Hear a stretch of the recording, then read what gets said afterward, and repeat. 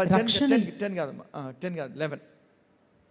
వారు గొర్రెపిల్ల రక్తమును బట్టి తామిచ్చిన సాక్ష్యమును బట్టి వానిని జయించి ఉన్నారు, కానీ మరణము వరకు తమ ప్రాణములను ప్రేమించిన వారు కారు.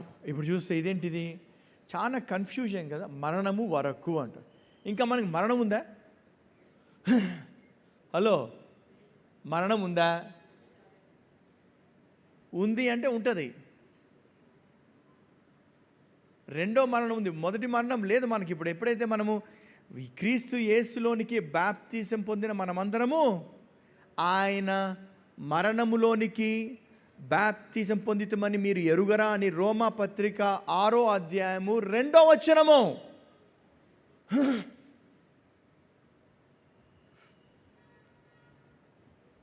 మూడవ వచనం, క్రీస్తు యేసులోనికి బాప్తిస్మము పొందిన మనమందరము ఆయన మరణములోనికి బాప్తిస్మము పొందితిమని మీరు ఎరుగరా.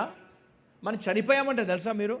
ఆ నీళ్ళల్లో మునిగి, బాప్టిజంలో నీళ్ళల్లో మునిగి ఎప్పుడైతే లేచామో, దీనికి సాదృశ్యం ఏంటంటే చూడండి, పొందితిమో మీరు ఎరుగరా. నెక్స్ట్,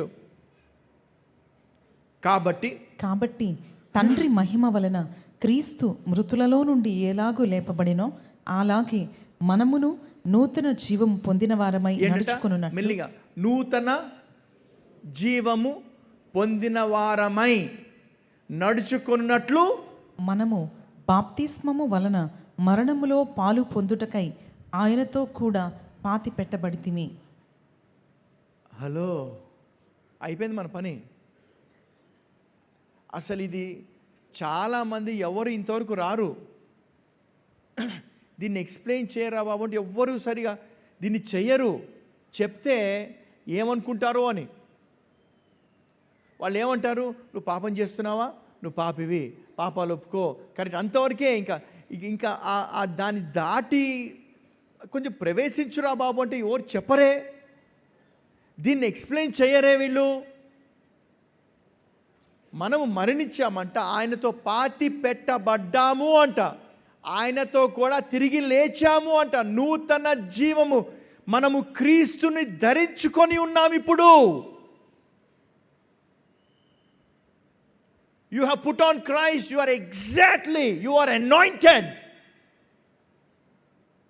ఆయన ఈ లోకంలో ఎట్టివాడై ఉన్నాడో మీరు కూడా ఈ లోకంలో అట్టివారమై ఉన్నాము అంట. Say, don't look to your flesh anymore.